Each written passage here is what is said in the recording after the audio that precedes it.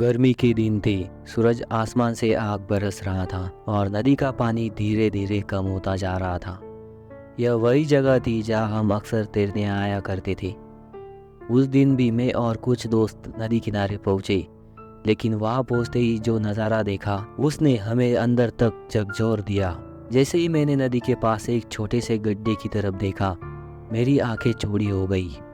उसमें बेहद ही कम पानी बचा था, लेकिन उसमें सैकड़ों छोटे बड़े मछलियाँ फंसी हुई थी।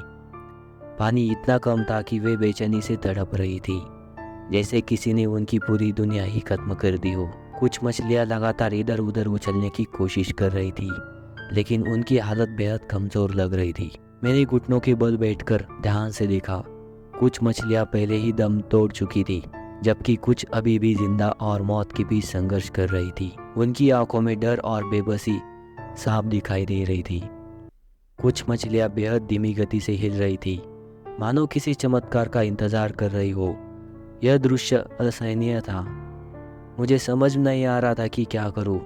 एक तरफ मेरा दिल कह रहा था कि कुछ करना चाहिए, और दूसरी तरफ यह सोचकर डर लग रहा था कि तो ये मासूम जिंदगियां खत्म हो जाएंगी।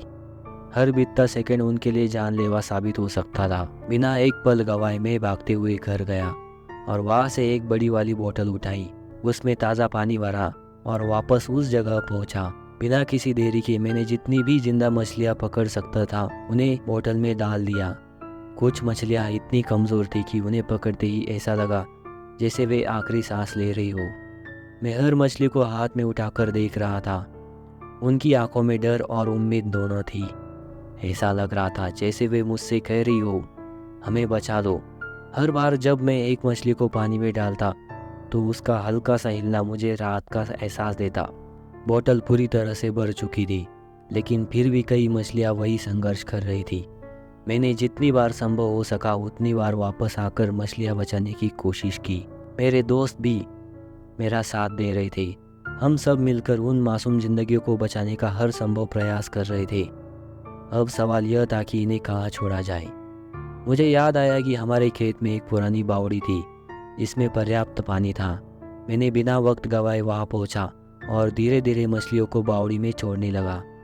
जैसे ही उन्होंने पानी में गोता लगाया, उनकी हलचल से ऐसा लगा मानो वो भी राहत की सांस ले रही थी।